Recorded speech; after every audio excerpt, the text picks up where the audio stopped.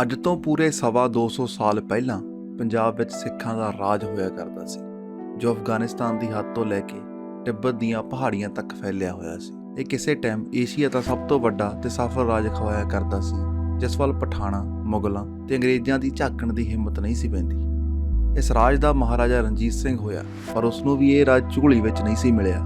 ਉਸ ਤੋਂ ਪਹਿਲਾਂ ਰਣਜੀਤ ਸਿੰਘ ਦੇ ਦਾਦੇ ਚੜ੍ਹਤ ਸਿੰਘ ਤੇ ਹੋਰ ਕਈ ਮੁਖੀ ਸਿੰਘਾਂ ਨੇ ਰਲ ਕੇ ਪੰਜਾਬ ਵਿੱਚ ਮਿਸਲਾਂ ਦਾ ਰਾਜ ਚਲਾਇਆ ਤੇ ਉਹਨਾਂ ਤੋਂ ਵੀ ਪਹਿਲਾਂ ਸਭ ਤੋਂ ਪਹਿਲਾ ਸਿੱਖ ਰਾਜ ਬਾਬਾ ਬੰਦਾ ਸਿੰਘ ਬਹਾਦਰ ਨੇ ਸਥਾਪਿਤ ਕਰਿਆ। ਇਸ ਵੀਡੀਓ ਵਿੱਚ ਇਹ ਸਫ਼ਰ ਨੂੰ ਦਰਸਾਉਣ ਦੀ ਕੋਸ਼ਿਸ਼ ਕੀਤੀ ਗਈ ਹੈ। ਸਿਰਾਂ ਦੇ ਮੁੱਲ ਪੈਣ ਤੋਂ ਲੈ ਕੇ ਸਿਰਾਂ ਤੇ ਤਾਜ ਸਜਾਉਣ ਤੱਕ, ਜੰਗਲਾਂ ਵਿੱਚ ਰਾਤਾਂ ਕੱਟਣ ਤੋਂ ਲੈ ਕੇ ਸ਼ਾਹੀ ਮਹਿਲਾਂ ਵਿੱਚ ਸੌਣ ਤੱਕ, ਦਰਖਤਾਂ ਦੇ ਪੱਤਰ ਖਾਣ ਤੋਂ ਲੈ ਕੇ ਡੌਲਿਆਂ ਤੇ ਕੋਹੀਨੂਰ ਹੰਡਾਉਣ ਤੱਕ, ਆਨਾ ਵੀ ਜੇਬੀ ਨਾ ਹੋਣ ਤੋਂ ਲੈ ਕੇ ਨਾਨਕਸ਼ਾਹੀ ਸਿੱਕੇ ਚਲਾਉਣ ਤੱਕ। ਇਹ ਰਾਜ ਭੈੜੀ ਗੱਲ ਸੀ ਤਾਂ ਰਣਜੀਤ ਸਿੰਘ ਨੂੰ ਰਾਜ ਕਰਨ ਦੀ ਲੋੜ ਨਹੀਂ ਸੀ। ਇਹ ਰਾਜ ਭੈੜੀ ਗੱਲ ਸੀ, ਹਰਮੰਦਰ ਸਾਹਿਬ ਦੇ ਮੁਕਾਬਲੇ ਤੇ ਸ੍ਰੀ ਅਕਾਲ ਤਖ਼ਤ ਸਾਹਿਬ ਦੀ ਸਿਰਜਣਾ ਨਹੀਂ ਸੀ ਹੋ ਸਕਦੀ। ਜੇ ਮਹਿਜ਼ ਧਰਮ ਦੀ ਗੱਲ ਨਾਲ ਗੱਲ ਚੱਲਦੀ ਹੁੰਦੀ ਤਾਂ ਫਿਰ ਇਹ ਦੋਹਰਾ ਸਾਹਮਣੇ ਨਹੀਂ ਸੀ ਆਉਂਦਾ।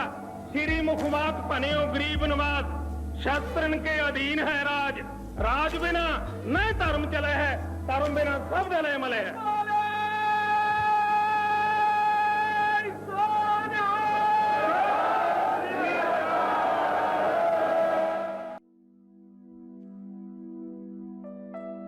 ਸਿੱਖ ਰਾਜ ਦੀ ਨੀਂਹ ਤਾਂ ਉਸੇ ਦਿਨ ਹੀ ਧਰੀ ਗਈ ਸੀ ਜਿਸ ਦਿਨ ਗੁਰੂ ਨਾਨਕ ਦੇਵ ਜੀ ਨੇ ਇਸ ਦੁਨੀਆ ਤੇ ਅਵਤਾਰ ਧਾਰਿਆ।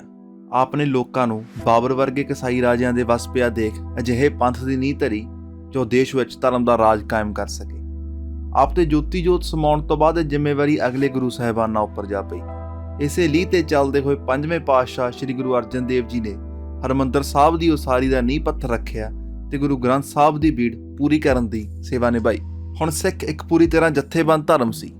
ਉਹਨਾਂ ਕੋਲ ਆਪਣਾ ਧਰਮ ਗ੍ਰੰਥ, ਧਰਮ ਆਗੂ, ਧਰਮ ਮੰਦਰ ਤੇ ਸਾਂਝੀ ਗੋਲਕ ਸਭ ਕੁਝ ਆਪਣਾ ਸੀ। ਗੁਰੂ ਅਰਜਨ ਦੇਵ ਜੀ ਆਪ ਤਾਂ ਬੜੇ ਸਾਦੇ ਰਹਿੰਦੇ, ਪਰ ਗੁਰਗੱਦੀ ਦੀ ਸ਼ਾਨ ਵਾਸਤੇ ਸ਼ਾਹੀ ਮੰਦਰ, ਰੇਸ਼ਮੀ ਤੰਬੂ, ਹਾਥੀ, ਘੋੜੇ ਸਭ ਕੁਝ ਸੀ। ਸਿੱਖੀ ਦੀ ਚਮਕ ਇੰਨੀ ਵੱਧ ਗਈ ਸੀ ਕਿ ਹੁਣ ਉਹ ਮੌਕੇ ਦੇ ਮੁਗਲ ਹਾਕਮ ਜਹਾਂਗੀਰ ਦੀਆਂ ਅੱਖਾਂ ਵਿੱਚ ਚੁੱਭ ਰਹੀ ਸੀ। ਅੰਤ ਉਸ ਧੱਕੇਖੋਰ ਬਾਦਸ਼ਾਹ ਦੇ ਹੁਕਮ ਨਾਲ ਗੁਰੂ ਅਰਜਨ ਦੇਵ ਜੀ 30 ਮਈ 1606 ਈਸਵੀ ਨੂੰ ਸ਼ਹੀਦ ਕਰ ਦਿੱਤੇ ਗਏ। ਫਿਰ ਬਲੀਓ ਦੇ ਗੁਰੂ ਹਰਗੋਬਿੰਦ ਸਾਹਿਬ ਜੀ ਗੱਦੀ ਉੱਤੇ ਬੈਠੇ। ਉਹਨਾਂ ਦੇ ਸਿਰ ਤੇ ਸੁਨਹਿਰੀ ਕਲਗੀ, ਗਾਤਰੇ 2 ਤਲਵਾਰਾਂ, ਇੱਕ ਮੀਰੀ ਦੀ ਤੇ ਇੱਕ ਪੀਰੀ ਦੀ, ਤੇ ਹੱਥ ਉੱਤੇ ਸੁੰਦਰ ਬਾਜ ਹੁੰਦਾ ਸੀ। ਰਾਮਦਾਸਪੁਰ ਉਹਨਾਂ ਦੀ ਰਾਜਧਾਨੀ ਸੀ, ਜਿੱਥੇ ਉਹਨਾਂ ਨੇ ਅਕਾਲ ਤਖ਼ਤ ਦੀ ਨੀਂਹ ਧਰੀ, ਜਿੱਥੋਂ ਉਹ ਰੋਜ਼ ਹੁਕਮਨਾਮੇ ਜਾਰੀ ਕਰਦੇ ਸਨ। ਇਹ ਪਹਿਲੀ ਦਫਾ ਸੀ ਜਦੋਂ ਸਿੱਖ ਆਪਣੇ ਸੰਤ ਰੂਪ ਦੇ ਨਾਲ ਨਾਲ ਸਿਪਾਹੀ ਰੂਪ ਨੂੰ ਵੀ ਨਿਹਾਰਨ ਲੱਗੇ। ਸਿੱਖ ਘੋੜਿਆਂ ਤੇ ਚੜ੍ਹਦੇ, ਤਲਵਾਰਾਂ ਲਿਸ਼ਕਾਉਂਦੇ, ਤੀਰਾਂ ਦੇ ਨਿਸ਼ਾਨ ਸਿੱਖਦੇ ਤੇ ਸ਼ਾਹੀ ਹਾਕਮਾਂ ਵਾਂਗ ਜੰਗਲਾਂ ਵਿੱਚ ਸ਼ਿਕਾਰ ਖੇਡਣ ਜਾਂਦੇ। ਇਸ ਵੱਧਦੀ ਤਾਕਤ ਨੂੰ ਦੇਖ ਕੇ ਮੌਕੇ ਦੇ ਹਾਕਮਾਂ ਨੇ ਸਿੱਖਾਂ ਨੂੰ ਦਬਾਉਣਾ ਚਾਹਿਆ, ਜਿਸ ਲਈ ਉਹਨਾਂ ਨੇ ਗੁਰੂ ਹਰਗੋਬਿੰਦ ਸਾਹਿਬ ਨਾਲ 1628 ਈਸਵੀ ਤੋਂ ਲੈ ਕੇ 1634 ਈਸਵੀ ਤੱਕ 4 ਲੜਾਈਆਂ ਲੜੀਆਂ, ਜਿਸ ਵਿੱਚ ਗੁਰੂ ਸਾਹਿਬ ਨੂੰ ਸਾਰਿਆਂ ਵਿੱਚ ਫਤਿਹ ਪ੍ਰਾਪਤ ਹੋਈ। ਸ਼ਾਹੀ ਸੈਨਾ ਸਣੇ ਜਰਨੈਲਾਂ ਮਾਰੀ ਜਾਂਦੀ ਤੇ ਰਹਿੰਦੀ ਖੂੰਹਦੀ ਮੈਦਾਨ ਵਿੱਚੋਂ ਭੱਜ ਜਾਂਦੀ। ਔਰੰਗਜ਼ੇਬ ਦਾ ਸਮਾਂ ਆਇਆ ਤਾਂ ਧੱਕੇਸ਼ਾਹੀ ਹੋਰ ਵੱਧ ਗਈ। ਉਸਨੇ ਹਿੰਦੂਆਂ ਤੇ ਸਿੱਖਾਂ ਉੱਤੇ ਕਹਿਰ ਢਾਉਣੇ ਸ਼ੁਰੂ ਕਰ ਦਿੱਤੇ। ਇਸ ਜ਼ੁਲਮ ਦੇ ਹੜ੍ਹ ਨੂੰ ਰੋਕਣ ਵਾਸਤੇ ਕਸ਼ਮੀਰੀ ਪੰਡਤਾਂ ਦੇ ਸੱਦੇ ਉੱਤੇ ਤੇ ਬਾਲ ਗੋਬਿੰਦ ਰਾਏ ਦੇ ਕਹਿਣ ਤੇ 9ਵੇਂ ਪਾਤਸ਼ਾਹ ਸ੍ਰੀ ਗੁਰੂ ਤੇਗ ਬਹਾਦਰ ਜੀ ਨੇ ਆਪਣਾ ਆਪ ਪੇਸ਼ ਕੀਤਾ, ਜਿਨ੍ਹਾਂ ਨੂੰ ਔਰੰਗਜ਼ੇਬ ਦੇ ਹੁਕਮ ਹੇਠ 11 ਨਵੰਬਰ 1675 ਈਸਵੀ ਨੂੰ ਦਿੱਲੀ ਚਾਂਦਨੀ ਚੌਕ ਵਿੱਚ ਸ਼ਹੀਦ ਕਰ ਦਿੱਤਾ ਗਿਆ। ਇਸ ਘਟਨਾ ਨੇ ਸਿੱਖਾਂ ਦੇ ਮਨ ਵਿੱਚ ਰੋਸ ਪੈਦਾ ਕਰ ਦਿੱਤਾ ਤੇ ਉਹ 6ਵੇਂ ਪਾਤਸ਼ਾਹ ਦੇ ਜੰਗੀ ਇਤਿਹਾਸ ਨੂੰ ਯਾਦ ਕਰਦੇ ਹੋਏ 10ਵੇਂ ਪਾਤਸ਼ਾਹ ਗੁਰੂ ਗੋਬਿੰਦ ਸਿੰਘ ਦੇ ਝੰਡੇ ਹੇਠ ਇਕੱਠੇ ਹੋਣ ਲੱਗੇ। ਗੁਰੂ ਗੋਬਿੰਦ ਸਿੰਘ ਜੀ ਨੇ ਵੀ ਸਮਝ ਲਿਆ ਸੀ ਕਿ ਹੁਣ ਤਲਵਾਰ ਉਠਾਏ ਬਿਨਾਂ ਪੰਥ ਦੀ ਰਾਖੀ ਨਹੀਂ ਹੋ ਸਕਦੀ। ਉਹਨਾਂ ਨੇ ਵੱਡੇ ਪੈਮਾਨੇ ਤੇ ਫੌਜੀ ਤਿਆਰੀਆਂ ਆਰੰਭ ਦਿੱਤੀਆਂ। ਸਿੱਖ ਹੁਣ ਇੱਕ ਤਕੜੀ ਫੌਜੀ ਤਾਕਤ ਬਣ ਗਏ ਸਨ। ਗੁਰੂ ਸਾਹਿਬ ਨੇ ਭਰੇ ਦੀਵਾਨ ਅੰਦਰ ਲਿਸ਼ਕਦੀ ਤਲਵਾਰ ਲੈ ਕੇ ਸਿਰ ਮੰਗੇ। 5 ਸਿੱਖਾਂ ਨੇ ਸੀਸ ਭੇਟ ਕੀਤੇ। ਇਸ ਤਰ੍ਹਾਂ ਗੁਰੂ ਨਾਨਕ ਦੇ ਚਲਾਏ ਹੋਏ ਪੰਥ ਨੂੰ ਗੁਰੂ ਗੋਬਿੰਦ ਸਿੰਘ ਜੀ ਨੇ ਸੰਪੂਰਨਤਾ ਬਖਸ਼ੀ। ਉਹਨਾਂ ਨੇ 5 ਪਿਆਰਿਆਂ ਨੂੰ ਅੰਮ੍ਰਿਤ ਛਕਾਇਆ ਤੇ ਆਪ ਉਹਨਾਂ ਤੋਂ ਅੰਮ੍ਰਿਤ ਛਕਿਆ। ਇਸ ਵਿਸਾਖੀ ਦੇ ਦਿਨ ਖਾਲਸਾ ਪੰਥ ਸਜਾਇਆ ਗਿਆ ਤੇ ਹਜ਼ਾਰਾਂ ਸਿੱਖ ਅੰਮ੍ਰਿਤ ਛਕ ਕੇ ਸਿੰਘ ਬਣੇ। ਇਸੇ ਖਾਲਸਾ ਫੌਜ ਨੇ ਗੁਰੂ ਗੋਬਿੰਦ ਸਿੰਘ ਜੀ ਦੀ ਕਮਾਨ ਹੇਠਾਂ ਸ਼ਾਹੀ ਮੁਗਲ ਫੌਜਾਂ ਨਾਲ ਕਈ ਯੁੱਧ ਲੜੇ ਤੇ ਮੁਗਲ ਰਾਜ ਦੀ ਨੀਂਹ ਪੁੱਟੀ। ਜਿਸ ਔਰੰਗਜ਼ੇਬ ਨੇ ਕਈ ਜੰਗਾਂ ਹਾਰ ਕੇ ਵੀ ਈਨ ਨਹੀਂ ਸੀ ਮੰਨੀ, ਉਹ ਗੁਰੂ ਸਾਹਿਬ ਦੇ ਹੱਥੋਂ ਭੇਜਿਆ ਜ਼ਾਫਰਨਾਮਾ ਪੜ੍ਹ ਕੇ ਹੀ ਪੂਰਾ ਹੋ ਗਿਆ ਸੀ। ਉਸ ਦੇ ਮਰਨ ਉਪਰੰਤ ਉਸ ਦੇ ਪੁੱਤਰਾਂ ਵਿੱਚ ਮੁਗਲ ਰਾਜ ਦੀ ਗੱਦੀ ਵਾਸਤੇ ਵੀ ਕਈ ਜੰਗਾਂ ਹੋਈਆਂ। ਇਸ ਸਭ ਦੌਰਾਨ ਮਹਾਰਾਜ ਦੱਖਣ ਵੱਲ ਨੂੰ ਗੁਰਮਤਿ ਦਾ ਪ੍ਰਚਾਰ ਕਰਨ ਵਾਸਤੇ ਚਲੇ ਗਏ ਤੇ ਸਿੱਖ ਆਪੋ ਆਪਣੇ ਕੰਮਾਂ ਕਾਰਾਂ ਵਿੱਚ ਜੁਟ ਗਏ। ਹਜੇ ਸਾਹਿਬਜ਼ਾਦਿਆਂ ਦੀ ਸ਼ਹੀਦੀ ਦਾ ਫੱਟ ਅੱਲਾ ਹੀ ਸੀ ਜਾਂ ਉੱਤੋਂ ਹੋਰ ਖਬਰ ਪਹੁੰਚੀ ਕਿ ਸਰਹੰਦ ਦੇ ਸੂਬੇਦਾਰ ਵਜ਼ੀਰ ਖਾਨ ਦੇ ਭੇਜੇ ਹੋਏ ਪਠਾਣਾਂ ਨੇ ਗੁਰੂ ਮਹਾਰਾਜ ਨੂੰ ਧੋਖੇ ਨਾਲ ਜ਼ਖਮੀ ਕਰ ਦਿੱਤਾ ਹੈ, ਜਿਸ ਦੇ ਕਾਰਨ ਆਪ 7 ਅਕਤੂਬਰ 1708 ਈਸਵੀ ਨੂੰ ਸ਼ਹੀਦ ਹੋ ਗਏ।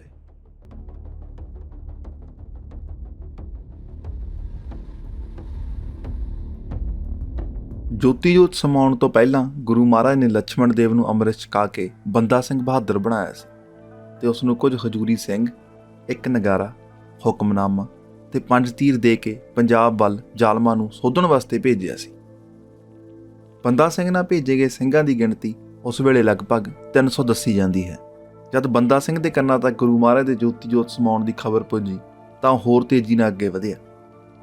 ਸਭ ਤੋਂ ਪਹਿਲਾਂ ਉਹ ਬਾਂਗਰ ਦੇ ਇਲਾਕੇ ਵਿੱਚ ਆਇਆ, ਜੋ ਅੱਜ ਕੱਲ੍ਹ ਰਾਜਸਥਾਨ ਦੇ ਇਲਾਕੇ ਵਿੱਚ ਹੈ। ਉਸ ਦੇ ਆਉਣ ਤੋਂ ਪਹਿਲਾਂ ਕਈ ਡਾਕੂ ਪਿੰਡ ਵਿੱਚ ਆਏ ਹੋਏ ਸਨ, ਜਿਨ੍ਹਾਂ ਦਾ ਬੰਦਾ ਸਿੰਘ ਬਹਾਦਰ ਦੇ ਜੱਥੇ ਨੇ ਡਟ ਕੇ ਟਾਕਰਾ ਕੀਤਾ ਤੇ ਉਹਨਾਂ ਤੋਂ ਲੁੱਟਿਆ ਹੋਇਆ ਮਾਲ ਬੰਦਾ ਸਿੰਘ ਨੇ ਆਪਣੇ ਜੱਥੇ ਦੇ ਸਿੰਘ ਤੇ ਸਾਰੇ ਪਿੰਡ ਵਾਸੀਆਂ ਵਿੱਚ ਵੰਡ ਦਿੱਤਾ। ਫਿਰ ਉਹ ਤੇਜ਼ ਕਦਮੀ ਨਾਲ ਅੱਗੇ ਵਧਿਆ ਤੇ ਉਸਨੇ ਇੱਕ ਸਹਿਰੀ ਤੇ ਖੰਡਾ ਪਿੰਡ ਦੇ ਵਿਚਕਾਰ ਡੇਰਾ ਲਾਇਆ, ਜਿੱਥੋਂ ਉਸਨੇ ਮਾਝੇ, ਮਾਲਵੇ, ਦੁਆਬੇ ਤੇ ਦੂਰੋਂ ਨੇੜੇ ਦੇ ਸਾਰੇ ਸਿੱਖਾਂ ਨੂੰ ਚਿੱਠੀਆਂ ਲਿਖੀਆਂ ਕਿ ਜ਼ਾਲਮਾਂ ਨਾਲ ਸਾਹਿਬਜ਼ਾਦਿਆਂ ਦਾ ਵੈਰ ਲੈਣ ਵਾਸਤੇ ਛੇਤੀ ਜੱਥੇ ਨਾਲ ਆ ਕੇ ਮਿਲੋ। 2-3 ਮਹੀਨਿਆਂ ਵਿੱਚ ਹੀ ਬੰਦਾ ਸਿੰਘ ਕੋਲ 4000 ਘੋੜਾ ਸਵਾਰ ਤੇ 7-8 ਹਜ਼ਾਰ ਪੈਦਲ ਸਿੰਘ ਇਕੱਠੇ ਹੋ ਗਏ। ਉਸ ਤੋਂ ਬਾਅਦ ਬੰਦਾ ਸਿੰਘ ਨੇ ਪਿੰਡ ਭੂਨਾ ਕੋਲ ਸ਼ਾਹੀ ਖਜ਼ਾਨਾ ਲੁੱਟ ਕੇ ਆਪਣੇ ਸਿੰਘਾਂ ਵਿੱਚ ਵੰਡ ਦਿੱਤਾ ਤੇ ਸਮਾਣੇ ਵੱਲ ਨੂੰ ਚਾਲੇ ਪਾਏ। ਇੱਥੇ ਉਸਨੇ 26 ਨਵੰਬਰ 1709 ਈਸਵੀ ਨੂੰ ਸਵੇਰੇ ਹੀ ਹਮਲਾ ਕਰਕੇ ਛੋਟੇ ਸਾਹਿਬਜ਼ਾਦਿਆਂ ਦੇ ਕਾਤਲ ਜਲਾਦ ਸ਼ਾਸ਼ਲ ਬੇਗ ਤੇ ਵਾਸ਼ਲ ਬੇਗ ਨੂੰ ਮਾਰ ਮੁਕਾਇਆ ਤੇ ਮੁਗਲਾਂ ਦੇ ਬਹੁਤ ਅਮੀਰ ਘਰਾਣੇ ਲੁੱਟੇ। ਸਹੀ ਅਰਥਾਂ ਵਿੱਚ ਗੁਰੂ ਗੋਬਿੰਦ ਸਾਹਿਬ ਦੇ ਜੋਤੀ ਜੋਤ ਸਮਾਉਣ ਮਗਰੋਂ ਸਿੱਖਾਂ ਦੀ ਇਹ ਪਹਿਲੀ ਫਤਿਹ ਸੀ। ਸਰਹੰਦ ਦੇ ਰਾਹ ਵਿੱਚ ਪੈਂਦੇ ਪਿੰਡ ਸ਼ਾਹਬਾਦ, ਮੁਸਤਫਾਬਾਦ, ਕਪੂਰੀ, ਸਢੌਰਾ ਤੇ ਬਨੂੜ ਤੇ ਵੀ ਹੁਣ ਸਿੰਘਾਂ ਦਾ ਕਬਜ਼ਾ ਸੀ। ਹੁਣ ਸਿੰਘਾਂ ਦੀ ਅੱਖ ਸਰਹੰਦ ਦੇ ਸੂਬੇਦਾਰ ਵਜ਼ੀਰ ਖਾਨ ਤੇ ਸੀ। 22 ਮਈ 1710 ਈਸਵੀ ਨੂੰ ਦੋਹਾਂ ਧਿਰਾਂ ਵਿਚਕਾਰ ਚੱਪੜਚਿੜੀ ਦੇ ਮੈਦਾਨ ਵਿੱਚ ਭਾਰੀ ਮੁਕਾਬਲਾ ਹੋਇਆ, ਜਿਸ ਵਿੱਚ ਸਿੰਘਾਂ ਦੀ ਫਤਿਹ ਹੋਈ। 28 ਮਈ 1710 ਈਸਵੀ ਨੂੰ ਸਿੰਘਾਂ ਨੇ ਸਰਹੰਦ ਦੇ ਕਿਲੇ ਤੇ ਕਬਜ਼ਾ ਕਰ ਲਿਆ। ਸਿੰਘਾਂ ਨੇ ਵਜ਼ੀਰ ਖਾਨ ਦੇ ਨਾਲ ਬਾਕੀ ਮੁਖੀ ਮੁਗਲ ਆਗੂਆਂ ਨੂੰ ਵੀ ਮੌਤ ਦੇ ਘਾਟ ਉਤਾਰ ਦਿੱਤਾ। ਜਿਸ ਸ਼ਹਿਰ ਵਿੱਚ ਛੋਟੇ ਸਾਹਿਬਜ਼ਾਦਿਆਂ ਨੂੰ ਸ਼ਹੀਦ ਕੀਤਾ ਗਿਆ ਸੀ, ਉਹੀ ਸ਼ਹਿਰ ਅੱਜ ਸਿੰਘਾਂ ਦੇ ਕਬਜ਼ੇ ਵਿੱਚ ਸੀ ਤੇ ਇੱਥੋਂ ਹੀ ਬਾਬਾ ਬੰਦਾ ਸਿੰਘ ਨੇ ਪਹਿਲੇ ਸਿੱਖ ਰਾਜ ਦੀ ਨੀਂਹ ਧਰੀ। ਉਹਨਾਂ ਨੇ ਸਰਦਾਰ ਬਾਜ ਸਿੰਘ ਨੂੰ ਸਰਹੰਦ ਦਾ ਸੂਬੇਦਾਰ ਬਣਾਇਆ ਤੇ ਲੋਹਗੜ੍ਹ ਨੂੰ ਆਪਣੀ ਰਾਜਧਾਨੀ ਥਾਪਿਆ। ਬੰਦਾ ਸਿੰਘ ਨੇ ਗੁਰੂ ਮਹਾਰਾਜ ਦੇ ਬਖਸ਼ੇ ਹੋਏ ਕੇਸਰੀ ਨਿਸ਼ਾਨ ਨੂੰ ਆਪਣਾ ਝੰਡਾ ਬਣਾਇਆ ਤੇ ਨਾਨਕਸ਼ਾਹੀ ਸਿੱਕਾ ਚਲਾਇਆ, ਜਿਸ ਦੇ ਇੱਕ ਪਾਸੇ ਫਾਰਸੀ ਅੱਖਰਾਂ ਵਿੱਚ ਲਿਖਿਆ ਸੀ, ਸਿੱਕਾ ਜਦ ਬਰ ਹਰ ਦੋ ਆਲਮ, ਤੇਗ ਨਾਨਕ ਵਾਹਿ ਬਸਤ, ਫਤਿਹ ਗੋਬਿੰਦ ਸਿੰਘ ਸ਼ਾਹ ਸ਼ਾਹ, ਫਜ਼ਲ ਸੱਚਾ ਸਾਹਿਬ ਬਸਤ। ਹੁਣ ਦਰਿਆ ਰਾਵੀ ਤੋਂ ਜਮਨਾ ਤੱਕ ਤੇ ਲਾਹੌਰ, ਕਸੂਰ, ਬਠਿੰਡਾ, ਪਾਣੀਪਤ ਤੋਂ ਉੱਚੀਆਂ ਪਹਾੜਾਂ ਤੱਕ ਖਾਲਸੇ ਦਾ ਰਾਜ ਸੀ। ਇਸ ਨੂੰ ਅਸੀਂ ਪਹਿਲਾ ਸਿੱਖ ਰਾਜ ਕਹਿ ਸਕਦੇ ਹਾਂ। ਸਰਹੰਦ ਤੇ ਸਿੱਖਾਂ ਦਾ ਰਾਜ ਹੁਣ ਦੱਖਣ ਵਿੱਚ ਬੈਠੇ ਔਰੰਗਜ਼ੇਬ ਦੇ ਪੁੱਤਰ ਮੁਗਲ ਬਾਦਸ਼ਾਹ ਬਹਾਦਰ ਸ਼ਾਹ ਦੀਆਂ ਅੱਖਾਂ ਵਿੱਚ ਬਹੁਤ ਰੜਕ ਰਿਹਾ ਸੀ। ਇਸ ਲਈ 26 ਅਕਤੂਬਰ 1710 ਈਸਵੀ ਨੂੰ ਅਮੀਨਗੜ੍ਹ ਦੀ ਜੰਗ ਜਿੱਤ ਕੇ ਉਸਨੇ ਸਿੱਖਾਂ ਕੋਲੋਂ ਥਾਨੇਸਰ, ਸਰਹੰਦ, ਸਢੌਰਾ ਇੱਕ ਇੱਕ ਕਰਕੇ ਸਭ ਰਾਜ ਹੱਥੋਂ ਖੋਹ ਲਏ। ਆਖਰ 11 ਦਸੰਬਰ 1710 ਈਸਵੀ ਨੂੰ ਮੁਨੀਮ ਖਾਨ ਨੇ ਲੋਹਗੜ੍ਹ ਦੇ ਕਿਲੇ ਉੱਤੇ ਵੀ ਕਬਜ਼ਾ ਕਰ ਲਿਆ, ਪਰ ਬੰਦਾ ਸਿੰਘ ਬਚ ਕੇ ਨਿਕਲ ਗਿਆ। ਉਧਰ ਬਹਾਦਰ ਸ਼ਾਹ ਵੀ 27 ਫਰਵਰੀ 1712 ਈਸਵੀ ਨੂੰ ਲਾਹੌਰ ਹੀ ਮਰ ਗਿਆ, ਜਿਸ ਤੋਂ ਬਾਅਦ ਉਹਦੇ ਪੁੱਤਰਾਂ ਵਿੱਚ ਗੱਦੀ ਪਿੱਛੇ ਲੜਾਈ ਛਿੜ ਪਈ, ਜਿਸ ਵਿੱਚ ਜਹਾਂਦਾਰ ਸ਼ਾਹ 29 ਮਾਰਚ 1712 ਈਸਵੀ ਨੂੰ ਬਾਕੀ 3 ਭਰਾਵਾਂ ਨੂੰ ਮਾਰ ਕੇ ਬਾਦਸ਼ਾਹ ਬਣ ਗਿਆ। ਪਰ ਇਹ ਬਾਦਸ਼ਾਹੀ ਉਹਨੇ ਸਾਲ ਵੀ ਨਾ ਮਾਣੀ ਤੇ ਉਸ ਨੂੰ ਕਤਲ ਕਰਵਾ ਕੇ ਫਰਕਸੀਅਰ 11 ਫਰਵਰੀ 1713 ਈਸਵੀ ਨੂੰ ਮੁਗਲਾਂ ਦਾ ਬਾਦਸ਼ਾਹ ਬਣਿਆ। ਇਹ ਸਭ ਗੜਬੜ ਸਮੇਂ ਬੰਦਾ ਸਿੰਘ ਨੇ ਸਢੌਰਾ ਤੇ ਰਿਆੜਕੀ ਇਲਾਕਾ ਦੱਬ ਲਿਆ। ਅਖੀਰ ਮਾਰਚ 1715 ਈਸਵੀ ਵਿੱਚ ਫਰਕਸੀਅਰ ਨੇ ਬੰਦਾ ਸਿੰਘ ਨੂੰ ਫੜਨ ਦਾ ਸਖਤ ਹੁਕਮ ਜਾਰੀ ਕੀਤਾ ਤੇ 17 ਦਸੰਬਰ 1715 ਈਸਵੀ ਨੂੰ ਬੰਦਾ ਸਿੰਘ ਤੇ ਉਸ ਦੇ ਨਾਲ ਦੇ ਸਿੰਘਾਂ ਨੂੰ ਗੁਰਦਾਸ ਨੰਗਲ ਦੀ ਗੜੀ ਕੋਲੋਂ ਕੈਦ ਕਰਕੇ ਲਾਹੌਰ ਭੇਜ ਦਿੱਤਾ ਗਿਆ, ਜਿੱਥੇ ਉਸ ਨੂੰ ਉਸ ਦੇ 780 ਸਿੰਘਾਂ ਦੇ ਨਾਲ ਸ਼ਹੀਦ ਕਰ ਦਿੱਤਾ ਗਿਆ। ਇਹਨਾਂ ਸਿੰਘਾਂ ਵਿੱਚ ਬੰਦਾ ਸਿੰਘ ਦਾ ਪੁੱਤਰ ਅਜੇ ਸਿੰਘ ਵੀ ਉਸ ਦੇ ਨਾਲ ਸੀ।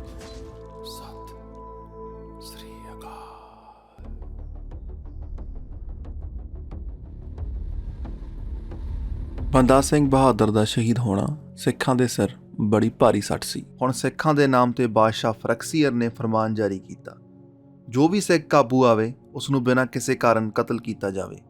ਜੋ ਸਿੱਖ ਇਸਲਾਮ ਕਬੂਲ ਕਰ ਲਵੇ ਉਸ ਦੀ ਜਾਨ ਬਖਸ਼ ਦਿੱਤੀ ਜਾਵੇ। ਸਭ ਹਿੰਦੂ ਕੇਸ ਤੇ ਦਾੜੀ ਮਨਾ ਲੈਣ, ਜੋ ਨਾ ਮਨਾਵੇ ਉਸ ਨੂੰ ਸਿੱਖ ਸਮਝ ਕੇ ਕਤਲ ਕੀਤਾ ਜਾਵੇ। ਜੇ ਕੋਈ ਸਿੱਖਾਂ ਦੀ ਮਦਦ ਕਰੇ ਉਸ ਨੂੰ ਮੌਤ ਦੀ ਸਜ਼ਾ ਸੁਣਾਈ ਜਾਵੇ। ਜੇ ਕੋਈ ਸਿੱਖਾਂ ਦਾ ਪਤਾ ਦੱਸੇ, ਗ੍ਰਿਫਤਾਰ ਕਰਕੇ ਲੈ ਆਵੇ ਜਾਂ ਸਿਰ ਵੱਢ ਕੇ ਲੈ ਆਵੇ, ਉਸ ਨੂੰ ਇਨਾਮ ਦਿੱਤਾ ਜਾਵੇ। ਹੁਣ ਸਿੱਖ ਜੰਗਲਾਂ ਵਿੱਚ ਰਹਿੰਦੇ ਤੇ ਖਾਣ ਪੀਣ ਦਾ ਇੰਤਜ਼ਾਮ ਵੀ ਉੱਥੋਂ ਹੀ ਕਰਦੇ। 1.5 ਸਾਲ ਤਾਂ ਇਹ ਹਾਲ ਰਿਹਾ, ਪਰ ਫਿਰ ਦਿੱਲੀ ਦੇ ਵਜ਼ਾਰਤ ਵਿੱਚ ਅਦਲਾ ਬਦਲੀ ਹੋਣ ਕਰਕੇ ਮੁਗਲ ਆਪਣੇ ਰੁਝੇਵਿਆਂ 'ਚ ਰੁੱਝ ਗਏ ਤੇ ਸਿੰਘ ਹੌਲੀ-ਹੌਲੀ ਕਰਕੇ 100 ਦੇ ਜੱਥੇ ਬਣਾ ਕੇ ਪਿੰਡਾਂ ਵਿੱਚ ਫਿਰਨ ਲੱਗੇ। ਇਹਨਾਂ ਵੱਧਦੀਆਂ ਘਟਨਾਵਾਂ ਨੂੰ ਦੇਖ 1726 ਈਸਵੀ ਵਿੱਚ ਜ਼ਕਰੀਆ ਖਾਨ ਨੂੰ ਲਾਹੌਰ ਦਾ ਸੂਬੇਦਾਰ ਬਣਾ ਦਿੱਤਾ ਗਿਆ। ਇਹ ਸਿੱਖੀ ਇਤਿਹਾਸ ਵਿੱਚ ਖਾਨ ਬਹਾਦਰ ਦੇ ਨਾਮ ਨਾਲ ਪ੍ਰਸਿੱਧ ਹੈ। ਸਿੰਘਾਂ ਨੇ ਖਾਨ ਬਹਾਦਰ ਦੀ ਸ਼ਾਹੀ ਫੌਜ ਨਾਲ ਬਹੁਤ ਜੰਗਾਂ ਲੜੀਆਂ ਤੇ ਸਭ ਵਿੱਚ ਫਤਿਹ ਪ੍ਰਾਪਤ ਕੀਤੀ। ਅਖੀਰ 1733 ਈਸਵੀ ਵਿੱਚ ਜ਼ਕਰੀਆ ਖਾਨ ਨੇ ਆਪਣੀ ਹਾਰ ਕਬੂਲ ਕੀਤੀ ਤੇ ਸਿੱਖਾਂ ਨਾਲ ਸੁਲਾਹ ਕਰਨ ਵਾਸਤੇ ਭਾਈ ਸੁਬੇਗ ਸਿੰਘ ਨੂੰ ਭੇਜਿਆ, ਜੋ ਕਿ ਉਸ ਵੇਲੇ ਜੰਬਰ ਪਿੰਡ ਦੇ ਜ਼ਿਮੀਂਦਾਰ ਸਨ। ਭਾਈ ਸੁਬੇਗ ਸਿੰਘ ਨੇ ਕਿਹਾ, ਲਾਹੌਰ ਸਰਕਾਰ ਪੰਥ ਨਾਲ ਸੁਲਾਹ ਕਰਨਾ ਚਾਹੁੰਦੀ ਹੈ। ਪੰਥ ਵਾਸਤੇ 1 ਲੱਖ ਸਾਲ ਦੀ ਜਾਗੀਰ ਤੇ ਨਵਾਬੀ ਦਾ ਖਿਤਾਬ ਭੇਜਿਆ ਹੈ। ਗੁਰਮਤਾ ਪਾਸ ਕਰਨ ਤੋਂ ਬਾਅਦ ਜਾਗੀਰ ਤਾਂ ਪ੍ਰਵਾਨ ਹੋ ਗਈ, ਪਰ ਨਵਾਬੀ ਤੇ ਸਰੋਪੇ ਦਾ ਝਾਲੂ ਕੋਈ ਨਾ ਬਣੇ। ਉਸ ਵੇਲੇ ਕਪੂਰ ਸਿੰਘ ਫੈਜ਼ਲਪੁਰੀਆ ਸੰਗਤ ਵਿੱਚ ਪੱਖਾ ਚੱਲ ਰਿਹਾ ਸੀ। ਸਭ ਨੇ ਉਸ ਦਾ ਨਾਮ ਅੱਗੇ ਰੱਖਿਆ ਤਾਂ ਅੰਤ ਉਸ ਨੂੰ ਹੀ ਖਿਤਾਬ ਨਵਾਬੀ ਪ੍ਰਵਾਨ ਕਰਨਾ ਪਿਆ। ਇਸ ਤੋਂ ਬਾਅਦ ਉਹਨਾਂ ਨੂੰ ਨਵਾਬ ਕਪੂਰ ਸਿੰਘ ਕਹਿ ਕੇ ਬੁਲਾਇਆ ਜਾਣ ਲੱਗਾ। ਹੁਣ ਸਿੱਖ ਅਮਨ ਸ਼ਾਂਤੀ ਨਾਲ ਅੰਮ੍ਰਿਤਸਰ ਵਿੱਚ ਰਹਿਣ ਲੱਗੇ। ਉਸ ਸਮੇਂ ਸਿੱਖ ਸਰਦਾਰਾਂ ਦੇ ਅਹੁਦੇ ਕੁਝ ਇਸ ਪ੍ਰਕਾਰ ਸਨ: ਬਾਬਾ ਦਰਬਾਰਾ ਸਿੰਘ ਜਥੇਦਾਰ, ਭਾਈ ਮਨੀ ਸਿੰਘ ਗ੍ਰੰਥੀ ਦਰਬਾਰ ਸਾਹਿਬ, ਨਵਾਬ ਕਪੂਰ ਸਿੰਘ ਨਿਸ਼ਾਨ ਬਹਾਦਰ, ਗੁਰਬਖਸ਼ ਸਿੰਘ ਤੋਪ ਤੇ ਹੋਰ ਹਥਿਆਰਾਂ ਦਾ ਰਾਖਾ, ਹਰੀ ਸਿੰਘ ਭੰਗੀ ਲੰਗਰ ਦਾ ਜਥੇਦਾਰ, ਜੱਸਾ ਸਿੰਘ ਆਲੂਵਾਲੀਆ ਘੋੜਿਆਂ ਦੀ ਸਾਂਭ ਸੰਭਾਲ। 1734 ਈਸਵੀ ਵਿੱਚ ਬਾਬਾ ਦਰਬਾਰਾ ਸਿੰਘ ਦੇ ਸਵਰਗਵਾਸ ਹੋਣ ਤੋਂ ਬਾਅਦ ਨਵਾਬ ਕਪੂਰ ਸਿੰਘ ਨੂੰ ਕੌਮ ਦਾ ਜਥੇਦਾਰ ਥਾਪਿਆ ਗਿਆ। ਇਸ ਵਕਤ ਸਿੰਘਾਂ ਦੀ ਗਿਣਤੀ ਚੌਖੀ ਵੱਧ ਗਈ ਸੀ। ਫਿਰ ਮੁਖੀ ਸਿੰਘਾਂ ਨਾਲ ਸਲਾਹ ਕਰਕੇ ਪੰਥ ਨੂੰ 2 ਦਲਾਂ ਵਿੱਚ ਵੰਡਿਆ ਗਿਆ: ਬੁੱਢਾ ਦਲ, ਤਰਨਾ ਦਲ। ਤਰਨਾ ਦਲ ਨੂੰ ਅੱਗੇ 5 ਜੱਥਿਆਂ ਵਿੱਚ ਵੰਡਿਆ ਗਿਆ: ਜੱਥਾ ਸ਼ਹੀਦਾਂ, ਜੱਥਾ ਅੰਮ੍ਰਿਤਸਰੀਆ, ਬਾਬਾ ਕਾਨ ਸਿੰਘ ਦਾ ਜੱਥਾ, ਜੱਥਾ ਡੱਲੇਵਾਲੀਆ ਤੇ ਰੰਗਰੇਟੇ ਸਿੰਘਾਂ ਦਾ ਜੱਥਾ।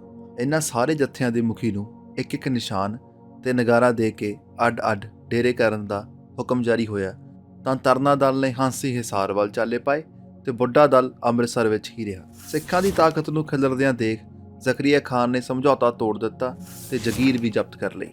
ਹੁਣ ਸਿੰਘਾਂ ਨੇ ਫੇਰ ਜੰਗਲਾਂ ਵਿੱਚ ਡੇਰੇ ਲਾ ਲਏ ਤੇ ਮੁਗਲ ਸਰਕਾਰ ਖਿਲਾਫ ਫੇਰ ਬਾਗੀ ਹੋ ਗਏ।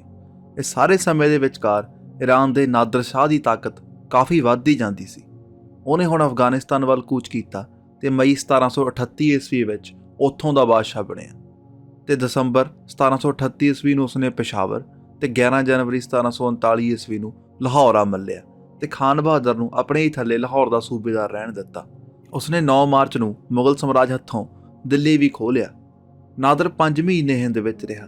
ਇਹ ਸਮਾਂ ਸਿੱਖਾਂ ਲਈ ਲਾਭਦਾਇਕ ਸਿੱਧ ਹੋਇਆ।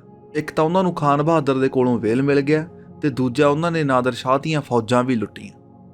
ਨਾਦਰ ਸ਼ਾਹ ਦੇ ਮੁੜਨ ਪਿੱਛੋਂ ਖਾਨ ਬਹਾਦਰ ਨੇ ਸਿੱਖਾਂ ਤੇ ਅਨੇਕ ਤਸੀਹੇ ਢਾਏ ਤੇ ਬਹੁਤ ਜ਼ਿਆਦਾ ਨਾਮਵਰ ਸਿੱਖ ਸ਼ਹੀਦ ਕਰੇ, ਜਿਵੇਂ ਕਿ ਭਾਈ ਮਨੀ ਸਿੰਘ ਜੀ, ਬਾਬਾ ਗਰਜਾ ਸਿੰਘ ਜੀ, ਬਾਬਾ ਬੋਤਾ ਸਿੰਘ ਜੀ, ਭਾਈ ਤਾਰੂ ਸਿੰਘ ਜੀ। ਅਖੀਰ ਉਹ 1 ਜੁਲਾਈ 1745 ਈਸਵੀ ਨੂੰ ਭਾਈ ਤਾਰੂ ਸਿੰਘ ਦੇ ਕਹੇ ਮੁਤਾਬਕ ਸਿਰ ਤੇ ਜੁੱਤੀਆਂ ਖਾਂਦਾ ਨਰਕਾਂ ਦੇ ਰਾਹ ਪੈ ਗਿਆ।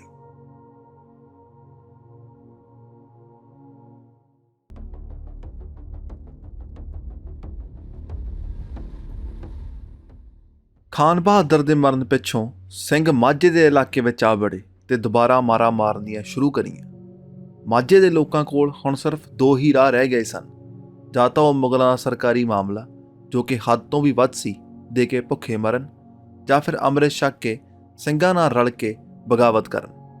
ਬਹੁਤਿਆਂ ਨੇ ਸਿੰਘ ਸੱਜਣਾ ਸਹੀ ਸਮਝਿਆ। ਇਸ ਨਾਲ ਖਾਲਸੇ ਦੀ ਫੌਜ ਵਿੱਚ ਸਿੰਘਾਂ ਤੇ ਧਨ ਦਾ ਬਹੁਤ ਵਾਧਾ ਹੋਇਆ। ਇਸ ਕਰਕੇ 14 ਅਕਤੂਬਰ 1745 ਈਸਵੀ ਨੂੰ ਦੀਵਾਲੀ ਵਾਲੇ ਦਿਨ ਸਭ ਸਿੰਘਾਂ ਨੂੰ ਇਕੱਠਾ ਕਰਕੇ ਦਲ ਖਾਲਸਾ ਬਣਾਇਆ ਗਿਆ, ਜਿਸ ਨੂੰ ਅੱਗੇ 30 ਛੋਟੇ ਜੱਥਿਆਂ ਵਿੱਚ ਵੰਡਿਆ ਗਿਆ, ਜੋ ਵੱਖ-ਵੱਖ ਇਲਾਕਿਆਂ ਵਿੱਚ ਲੁੱਟਾਂ ਖੋਹਾਂ ਕਰਦੇ ਸਨ। ਖਾਨ ਬਹਾਦਰ ਦੇ ਮਰਨ ਪਿੱਛੋਂ ਉਸ ਦਾ ਪੁੱਤਰ ਯਹੀਆ ਖਾਨ ਲਾਹੌਰ ਦਾ ਸੂਬੇਦਾਰ ਬਣਿਆ। ਉਸ ਵੇਲੇ ਉਸ ਦੀ ਫੌਜ ਵਿੱਚ ਨਾਮਵਰ ਵਿਅਕਤੀ ਇਹ ਸਨ: ਅਦੀਨਾ ਬੇਗ ਜਲੰਧਰ ਦਾ ਫੌਜਦਾਰ, ਜਸਪਤ ਰਾਏ ਏਮਨਾਬਾਦ ਦਾ ਫੌਜਦਾਰ ਤੇ ਉਸ ਦਾ ਭਾਈ ਲਖਪਤ ਰਾਏ ਉਸ ਦਾ ਦੀਵਾਨ।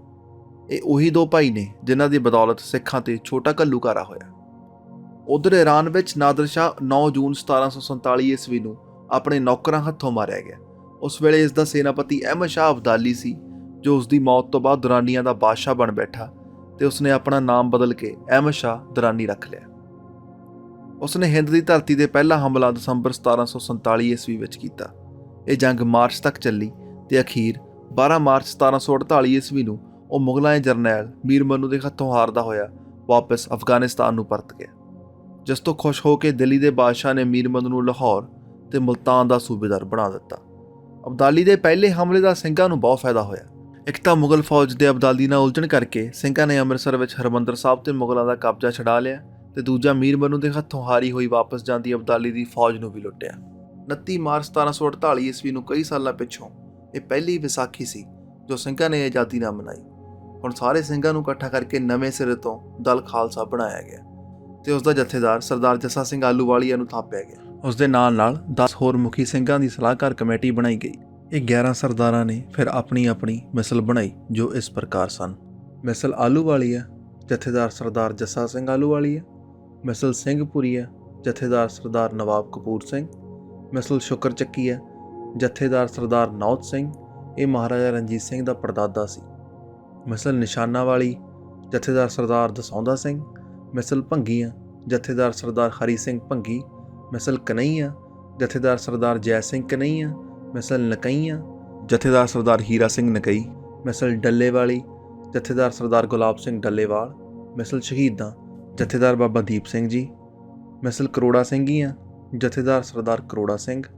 ਮਿਸਲ ਸਾਂਗਣੀਆਂ, ਜਥੇਦਾਰ ਸਰਦਾਰ ਆਨੰਦ ਸਿੰਘ। ਇਹ ਮਿਸਲ ਪਿੱਛੋਂ ਰਾਮਗੜੀਆ ਖਵਾਈ। ਫਿਰ ਹਰ ਸਿੱਖ ਨੂੰ ਖੁੱਲ੍ਹ ਦਿੱਤੀ ਗਈ ਕਿ ਉਹ ਜਿਹੜੀ ਵੀ ਮਿਸਲ ਵਿੱਚ ਜਾਣਾ ਚਾਹੇ ਜਾ ਸਕਦਾ ਹੈ। ਹਰ ਮਿਸਲ ਆਪਣੇ ਅੰਦਰੂਨੀ ਫੈਸਲੇ ਆਪ ਕਰਦੀ, ਪਰ ਕੌਮ ਦੇ ਸਾਂਝੇ ਫੈਸਲੇ ਹਮੇਸ਼ਾ ਦਲ ਖਾਲਸਾ ਦੇ ਜਥੇਦਾਰ ਹੱਥੋਂ ਹੀ ਸੁਣਾਏ ਜਾਂਦੇ। ਇਸ ਤਰ੍ਹਾਂ ਪੰਜਾਬ ਵਿੱਚ ਮਿਸਲਾਂ ਬਣੀਆਂ ਜਿਨ੍ਹਾਂ ਨੇ ਆਉਣ ਵਾਲੇ ਸਮੇਂ ਵਿੱਚ ਸਿੱਖ ਰਾਜ ਪੰਜਾਬ ਵਿੱਚ ਕਾਇਮ ਕੀਤਾ। ਇਹਨਾਂ 11 ਸਰਦਾਰਾਂ ਨੇ ਰਲ ਕੇ ਕਿਲ੍ਹਾ ਰਾਮ ਰੌਣੀ ਬਣਵਾਇਆ ਤਾਂ ਜੋ ਜੰਗਲਾਂ ਵਿੱਚੋਂ ਨਿਕਲ ਕੇ ਸਿੱਖ ਇੱਥੇ ਵੱਸ ਸਕਣ ਤੇ ਵੈਰੀ ਨਾਲ ਲੜਨ ਵਾਸਤੇ ਤਿਆਰ ਰਹਿ ਸਕਣ। ਅਕਤੂਬਰ 1748 ਈਸਵੀ ਵਿੱਚ ਸਿੰਘ ਦੀਵਾਲੀ ਮੌਕੇ ਫਿਰ ਰਾਮ ਰੌਣੀ ਕਿਲ੍ਹੇ ਵਿੱਚ ਇਕੱਠੇ ਹੋਏ ਤੇ ਪਾਠ ਕੀਰਤਨ ਕਰਕੇ ਦੀਪਮਾਲਾ ਕੀਤੀ। ਇਹ ਖਬਰਾਂ ਸੁਣ ਕੇ ਮੀਰ ਮੰਨੂ ਨੇ ਅਦੀਨਾ ਬੇਗ ਨੂੰ ਅੰਮ੍ਰਿਤਸਰ ਸਿੰਘਾਂ ਨਾਲ ਲੜਨ ਵਾਸਤੇ ਭੇਜਿਆ। ਅਦੀਨਾ ਬੇਗ ਨੇ ਰਾਮ ਰੌਣੀ ਕਿਲ੍ਹੇ ਨੂੰ ਘੇਰਾ ਪਾ ਲਿਆ ਤੇ ਜੰਗ ਸ਼ੁਰੂ ਕਰ ਦਿੱਤੀ। ਅਦੀਨਾ ਬੇਗ ਦੀ ਫੌਜ ਦੇ ਵਿੱਚ ਸਰਦਾਰ ਜੱਸਾ ਸਿੰਘ ਰਾਮਗੜੀਆ ਵੀ ਆਪਣੇ 100 ਸਿਪਾਹੀਆਂ ਸਮੇਤ ਸਿੰਘਾਂ ਖਿਲਾਫ ਲੜ ਰਿਹਾ ਸੀ। ਅਸਲ ਵਿੱਚ ਇਹ ਮੰਨਿਆ ਜਾਂਦਾ ਹੈ ਕਿ ਜੱਸਾ ਸਿੰਘ ਦੀ ਘਰਵਾਲੀ ਨੇ ਆਪਣੀ ਲੜਕੀ ਦਾ ਕਤਲ ਕਰ ਦਿੱਤਾ ਸੀ, ਤਾਂ ਕਰਕੇ ਉਸ ਨੂੰ ਪੰਥ ਵਿੱਚੋਂ ਕੱਢ ਦਿੱਤਾ ਸੀ, ਜਿਸ ਕਾਰਨ ਉਹ ਅਦੀਨਾ ਬੇਗ ਦੀ ਫੌਜ ਵਿੱਚ ਭਰਤੀ ਹੋ ਗਿਆ। ਜਦੋਂ ਰਾਮ ਰੌਣੀ ਕਿਲ੍ਹੇ ਦੇ ਅੰਦਰ ਬੈਠੇ 200 ਸਿੰਘ ਸ਼ਹੀਦ ਹੋਏ ਤਾਂ ਜੱਸਾ ਸਿੰਘ ਨੂੰ ਅਹਿਸਾਸ ਹੋਇਆ ਕਿ ਉਹ ਆਪਣੇ ਹੀ ਭਰਾਵਾਂ ਨਾਲ ਲੜ ਰਿਹਾ ਹੈ, ਜਿਸ ਕਰਕੇ ਉਸਨੇ ਕਿਲ੍ਹੇ ਅੰਦਰ ਸੁਨੇਹਾ ਭੇਜਿਆ ਕਿ ਜੇਕਰ ਪੰਥ ਮੇਰੀ ਭੁੱਲ ਬਖਸ਼ਾ ਦੇਵੇ ਤਾਂ ਮੈਂ ਹੁਣ ਵੀ ਸਿੰਘਾਂ ਨਾਲ ਰਲਣ ਨੂੰ ਤਿਆਰ ਹਾਂ। ਅੱਗੋਂ ਰਾਮ ਰੌਣੀ ਕਿਲ੍ਹੇ ਅੰਦਰ ਬੈਠੇ ਸਿੰਘਾਂ ਨੇ ਕਿਹਾ, ਗੁਰੂ ਬਖਸ਼ਣਹਾਰ ਹੈ, ਜੇ ਤੂੰ ਚਾਹੇ ਤਾਂ ਇਸ ਵਕਤ ਪੰਥ ਦੀ ਸ਼ਰਨ ਵਿੱਚ ਆ ਸਕਦਾ ਹੈ। ਤਾਂ ਉਹ ਆਪਣੇ ਸਿਪਾਹੀਆਂ ਸਮੇਤ ਕਈ ਜੰਗੀ ਹਥਿਆਰ ਤੇ ਖਾਣ ਪੀਣ ਦਾ ਸਮਾਨ ਲੈ ਕੇ ਕਿਲ੍ਹੇ ਅੰਦਰ ਚਲਾ ਗਿਆ। ਮੀਰ ਮੰਨੂ ਦੀ ਫੌਜ ਦਾ ਇੱਕ ਜਰਨੈਲ ਕੌੜਾ ਮੱਲ ਵੀ ਇਸੇ ਜੰਗ ਵਿੱਚ ਸ਼ਾਮਿਲ ਸੀ। ਉਹ ਅੰਦਰੋਂ ਅੰਦਰੀ ਗੁਰੂ ਘਰ ਦਾ ਸ਼ਰਧਾਲੂ ਸੀ। ਸਰਦਾਰ ਜੱਸਾ ਸਿੰਘ ਦੇ ਸੁਨੇਹਾ ਭੇਜਣ ਤੇ ਉਹਨੇ ਸਿੰਘਾਂ ਦੀ ਮੀਰ ਮੰਨੂ ਨਾਲ ਸਲਾਹ ਕਰਵਾ ਦਿੱਤੀ। ਹੁਣ ਸਿੱਖ ਇੱਕ ਵਾਰ ਫੇਰ ਅਮਨ ਸ਼ਾਂਤੀ ਨਾਲ ਅੰਮ੍ਰਿਤਸਰ ਦੀ ਧਰਤੀ ਉੱਤੇ ਰਹਿਣ ਲੱਗ ਪਏ। ਇਸ ਸਲਾਹ ਨਾਲ ਸਿੰਘਾਂ ਦੀ ਗਿਣਤੀ ਵਿੱਚ ਵੀ ਬਹੁਤ ਵਾਧਾ ਹੋਇਆ, ਕਿਉਂਕਿ ਜੋ ਲੋਕ ਸਿੰਘਾਂ ਨੂੰ ਸਰਕਾਰ ਖਿਲਾਫ ਬਾਗੀ ਸਮਝਦੇ ਸਨ ਉਹਨਾਂ ਨੂੰ ਵੀ ਹੁਣ ਯਕੀਨ ਹੋ ਗਿਆ ਸੀ ਕਿ ਸਰਕਾਰ ਨੇ ਵੀ ਸਿੱਖਾਂ ਦਾ ਲੋਹਾ ਮੰਨ ਲਿਆ ਹੈ ਤੇ ਸਿੱਖਾਂ ਨਾਲ ਰਲਣ ਵਿੱਚ ਹੀ ਫਾਇਦਾ ਹੈ। ਹੁਣ ਅਬਦਾਲੀ ਤੀਜੇ ਹਮਲੇ ਦੀ ਝਾਕ ਵਿੱਚ ਸੀ। ਦੂਜਾ ਹਮਲਾ ਉਸਨੇ ਦਸੰਬਰ 1748 ਵਿੱਚ ਕੀਤਾ ਸੀ, ਜਿਸ ਵਿੱਚ ਉਹ ਮੀਰ ਮੰਨੂ ਕੋਲੋਂ ਨਿਰਾਨਾ ਲੈ ਕੇ ਹੀ ਮੁੜ ਗਿਆ ਸੀ। ਇਸ ਤੀਜੇ ਹਮਲੇ ਵੇਲੇ ਮੀਰ ਮੰਨੂ ਨੇ ਸਿੱਖਾਂ ਕੋਲੋਂ ਮਦਦ ਦੀ ਗੁਹਾਰ ਲਾਈ, ਪਰ ਆਪਸੀ ਮਿਸਲਾਂ ਦੇ ਕੋਈ ਝਗੜੇ ਹੋਣ ਕਰਕੇ ਉਹ ਨਾ ਆਏ। ਮੀਰ ਮੰਨੂ ਇਹ ਜੰਗ ਹਾਰ ਗਿਆ ਤੇ ਅਦੀਨਾ ਬੇਗ ਨੇ ਗਦਾਰੀ ਕਰਕੇ ਕੌੜਾ ਮੱਲ ਨੂੰ ਵੀ ਇਸੇ ਜੰਗ ਵਿੱਚ ਮਰਵਾ ਦਿੱਤਾ। ਇਸ ਜੰਗ ਤੋਂ ਬਾਅਦ ਅਬਦਾਲੀ ਨੇ ਮੀਰ ਮੰਨੂ ਨੂੰ ਹੀ ਲਾਹੌਰ ਤੇ ਮੁਲਤਾਨ ਦਾ ਸੂਬੇਦਾਰ ਰਹਿਣ ਦਿੱਤਾ ਤੇ ਉਸ ਨੂੰ ਹਰ ਇੱਕ ਸਾਲ ਦਾ 50 ਲੱਖ ਰੁਪਈਆ ਜੁਰਮਾਨਾ ਲਾ ਦਿੱਤਾ। ਅਬਦਾਲੀ ਦੇ ਵਾਪਸ ਪਰਤਣ ਤੋਂ ਬਾਅਦ ਮੀਰ ਮੰਨੂ ਸਿੱਖਾਂ ਦਾ ਵੈਰੀ ਬਣ ਗਿਆ, ਕਿਉਂਕਿ ਉਹ ਆਪਣੇ ਹਾਰ ਦਾ ਕਾਰਨ ਸਿੱਖਾਂ ਦੇ ਸਾਥ ਨਾ ਦੇਣ ਦਾ ਨਤੀਜਾ ਸਮਝਦਾ ਸੀ। ਉਸਨੇ ਵੀ ਸਿੱਖਾਂ ਨੂੰ ਕਈ ਤਰ੍ਹਾਂ ਦੇ ਤਸੀਹੇ ਦਿੱਤੇ ਤੇ ਕਈ ਛੋਟੇ-ਛੋਟੇ ਸਿੱਖ ਬੱਚਿਆਂ ਦੇ ਸਿਰ ਵੱਢ ਕੇ ਉਹਨਾਂ ਦੀਆਂ ਮਾਵਾਂ ਦੇ ਗਾਲਾਂ ਵਿੱਚ ਪਾਏ। ਅਖੀਰ ਉਹ ਵੀ 4 ਨਵੰਬਰ 1753 ਈਸਵੀ ਨੂੰ ਆਪਣੇ ਹੀ ਘੋੜੇ ਦੇ ਬਖਲਾਉਣ ਕਰਕੇ ਮਾਰਿਆ ਗਿਆ।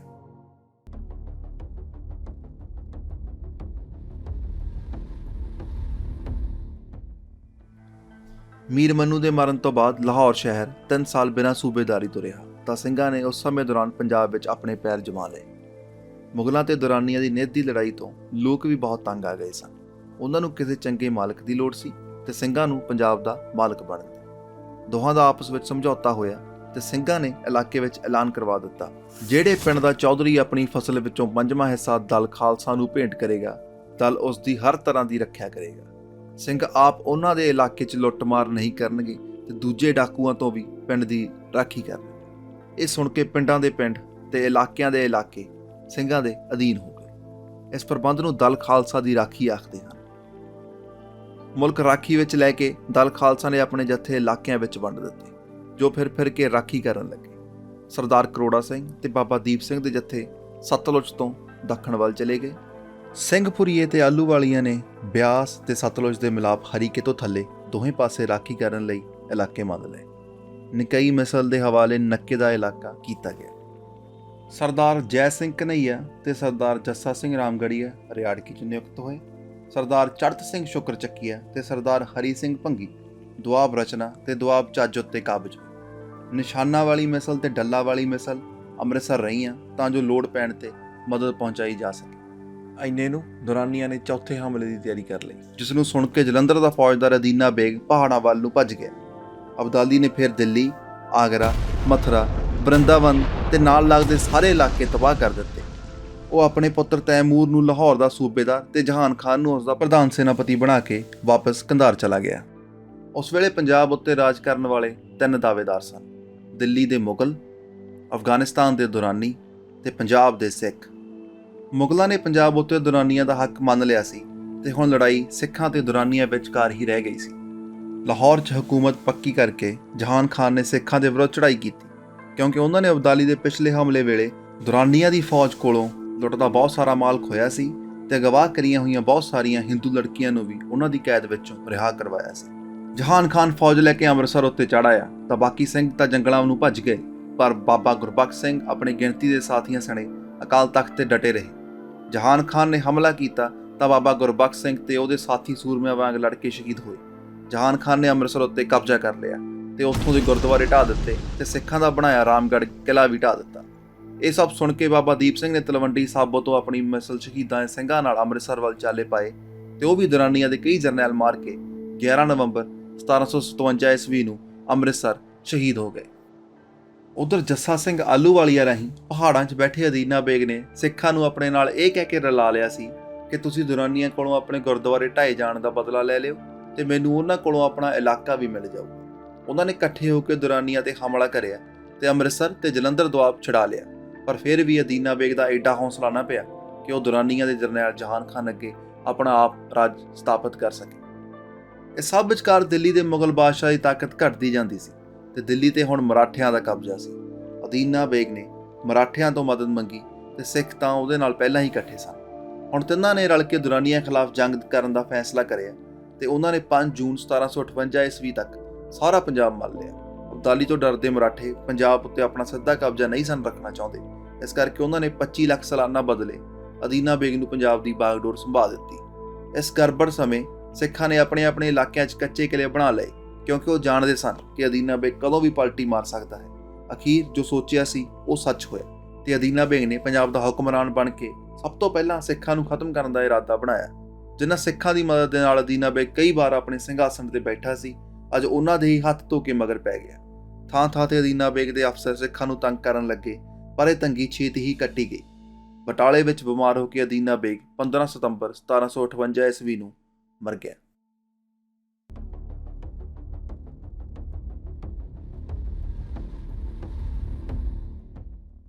ਅਦੀਨਾ ਬੇਗ ਦੇ ਮਰਨ ਮਗਰੋਂ ਸਿੰਘ 30 ਅਕਤੂਬਰ 1758 ਈਸਵੀ ਨੂੰ ਦੀਵਾਲੀ ਵਾਲੇ ਦਿਨ ਇੱਕ ਵਾਰ ਫਿਰ ਅੰਮ੍ਰਿਤਸਰ ਇਕੱਠੇ ਹੋਏ ਤੇ ਇਹ ਗੁਰਮਤਾ ਪਾਸ ਕੀਤਾ ਗਿਆ ਕਿ ਮੁਲਕ ਵਿੱਚ ਥਾਂ-ਥਾਂ ਤੇ ਸਿੰਘਾਂ ਦਾ ਦੁਬਾਰਾ ਕਬਜ਼ਾ ਕੀਤਾ ਜਾਵੇ। ਹਿੰਦੁਸਤਾਨ ਵਿੱਚ ਉਸ ਵੇਲੇ ਮਰਾਠਿਆਂ ਦੀ ਗੁੱਡੀ ਸਿਖਰ ਤੇ ਸੀ ਤੇ ਉਹਨਾਂ ਦਾ ਥਾਪਿਆ ਹੋਇਆ ਪਿਆਦਾ ਅਦੀਨਾ ਬੇਗ ਜਦੋਂ ਮਰਿਆ ਤਾਂ ਉਹਨਾਂ ਨੇ ਪੰਜਾਬ ਤੇ ਨਵੇਂ ਸਿਰਿਓਂ ਕਬਜ਼ਾ ਕਰਨ ਵਾਸਤੇ ਦੱਤਾ ਜੀ ਸਿੰਧਿਆ ਨੂੰ ਮਾਛੀਵਾੜੇ ਭੇਜਿਆ। ਇਹ ਸਭ ਦੇਖਦਿਆਂ ਮੁਗਲਾਂ ਦੇ ਸੈਨਾਪਤੀ ਨਾਜਿਬ-ਉਦ-ਦੌਲਾ ਨੇ ਮਦਦ ਵਾਸਤੇ ਅਬਦਾਲੀ ਨੂੰ ਚਿੱਠੀ ਲਿਖੀ। ਮਰਾਠਿਆਂ ਨੇ ਪਹਿਲਾਂ ਹੀ ਸਿੱਖਾਂ ਤੇ ਅਦੀਨਾ ਬੇਗ ਨਾਲ ਰਲ ਕੇ ਅਬਦਾਲੀ ਦੇ ਪੁੱਤਰ ਤੈਮੂਰ ਸ਼ਾਹ ਤੇ ਉਸਦੇ ਨਾਇਬ ਜਹਾਨ ਖਾਨ ਨੂੰ ਲਾਹੌਰੋਂ ਕੱਢ ਦਿੱਤਾ ਸੀ। ਇਸ ਲਈ ਐਤਕੀ ਅਬਦਾਲੀ 60,000 ਦੀ ਫੌਜ ਲੈ ਕੇ ਆਪ ਅਫਗਾਨਿਸਤਾਨ ਤੋਂ ਤੁਰਿਆ। ਅਬਦਾਲੀ ਦੇ ਪਹੁੰਚਣ ਤੋਂ ਪਹਿਲਾਂ ਹੀ ਮਰਾਠੇ ਪੰਜਾਬ ਛੱਡ ਕੇ ਦਿੱਲੀ ਨੂੰ ਚਲੇ ਗਏ। ਅਬਦਾਲੀ ਨੇ ਅਕਤੂਬਰ 1759 ਈਸਵੀ ਨੂੰ ਲਾਹੌਰ ਤੇ 27 ਨਵੰਬਰ 1759 ਈਸਵੀ ਨੂੰ ਸਰਹੰਦ ਤੇ ਕਬਜ਼ਾ ਕਰ ਲਿਆ। 28 ਦਸੰਬਰ ਨੂੰ ਅਬਦਾਲੀ ਤਰਾਵੜੀ ਜਾ ਪੁੱਜਾ ਤੇ ਇੱਥੇ ਉਸ ਦੀ ਮਰਾਠਿਆਂ ਨਾਲ ਪਹਿਲੀ ਲੜਾਈ ਹੋਈ, ਜਿਸ ਵਿੱਚ 400 ਮਰਾਠੇ ਮਾਰੇ ਗਏ ਤੇ ਬਾਕੀ ਹਾਰ ਕੇ ਪਿੱਛੇ ਹਟ ਗਏ। 9 ਜਨਵਰੀ 1760 ਈਸਵੀ ਨੂੰ ਦਿੱਲੀ ਦੇ ਨੇੜੇ ਬਰਾਰੀ ਘਾਟ ਤੇ ਦੁਰਾਨੀਆਂ ਤੇ ਮਰਾਠਿਆਂ ਵਿੱਚ ਦੂਜੀ ਲੜਾਈ ਹੋਈ, ਜਿਸ ਵਿੱਚ ਦੱਤਾ ਜੀ ਸ਼ਿੰਦੇ ਮਾਰਿਆ ਗਿਆ ਤੇ ਉਹ ਇਹ ਲੜਾਈ ਵੀ ਹਾਰ ਗਏ। ਅਖੀਰ 24 ਅਕਤੂਬਰ 1760 ਈਸਵੀ ਨੂੰ ਅਬਦਾਲੀ ਪਾਣੀਪਤ ਆ ਬੈਠਾ ਤੇ ਇੱਧਰੋਂ ਮਰਾਠੇ ਵੀ ਪਾਣੀਪਤ ਆ ਬੈਠੇ। 3 ਮਹੀਨੇ ਫੌਜਾਂ ਆਮੋ ਸਾਹਮਣੇ ਬੈਠੀਆਂ ਰਹੀਆਂ ਤੇ ਛੋਟੀਆਂ-ਛੋਟੀਆਂ ਝੜਪਾਂ ਹੁੰਦੀਆਂ ਰਹੀਆਂ। ਅੰਤ 14 ਜਨਵਰੀ 1761 ਈਸਵੀ ਨੂੰ ਪਾਨੀਪਤ ਦੀ ਪ੍ਰਸਿੱਧ ਤੀਜੀ ਲੜਾਈ ਹੋਈ, ਜਿਸ ਵਿੱਚ ਮਰਾਠੇ ਹਾਰ ਗਏ। ਇਸ ਯੁੱਧ ਵਿੱਚ ਮਰਾਠੇ ਇੰਨੀ ਬੁਰੀ ਤਰ੍ਹਾਂ ਹਾਰੇ ਕਿ ਉਹ ਕਦੇ ਵੀ ਦੁਬਾਰਾ ਤਾਕਤ ਵਿੱਚ ਨਾ ਆ ਸਕੇ ਤੇ ਪੰਜਾਬ ਤੇ ਇੱਕ ਵਾਰ ਫੇਰ ਦੁਰਾਨੀਆਂ ਦਾ ਰਾਜ ਕਾਇਮ ਹੋਇਆ। ਪਾਨੀਪਤ ਦੀ ਲੜਾਈ ਸਮੇਂ ਸਿੱਖਾਂ ਨੇ ਆਪੋ ਆਪਣੇ ਇਲਾਕੇ ਫੇਰ ਮੰਨ ਲਏ ਤੇ ਥਾਂ-ਥਾਂ ਤੇ ਕਿਲੇ ਬਣਾ ਲਏ।